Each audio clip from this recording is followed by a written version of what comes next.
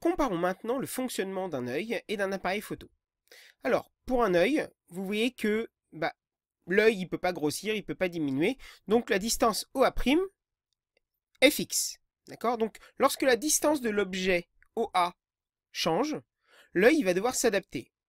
Mais qu'est-ce qui va pouvoir bouger? OA', on a dit, l'œil ne grossit pas, ne diminue pas, donc OA' va être fixe. La taille de l'œil, donc la position de l'image ne va pas changer. D'accord? Donc la distance entre la lentille et l'écran, entre le cristallin et la rétine, va toujours être la même. D'accord? Par contre, il peut bouger, le cristallin peut se bomber ou pas, et donc peut modifier sa distance focale. Donc OF', elle, va être mobile. Donc, l'œil fait varier la distance focale du cristallin, OF', donc dans la relation de conjugaison, pour que OA change, sachant que OA' est constant. La seule façon de changer OA, la distance de l'objet, c'est que l'œil, puisse changer de distance focale pour faire le point, sa mise au point, pour que l'image puisse bien se former sur la rétine et que l'on puisse voir net. Maintenant, dans le cas d'un appareil photo, eh bien, cette fois-ci, c'est OA' qui va pouvoir changer, justement. La distance focale de la lentille, elle, dans un objectif, est souvent fixe, dans les vrais objectifs professionnels. Donc, OF' est fixe entre la lentille et le diaphragme. Maintenant, plutôt entre O et F'.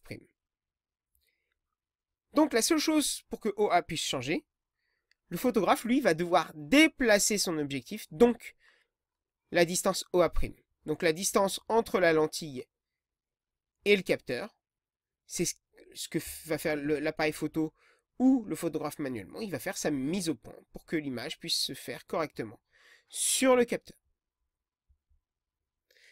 Autre petite différence, la durée d'exposition. Pour un œil normal, l'image sur la rétine est renouvelée tous les dixièmes de seconde environ.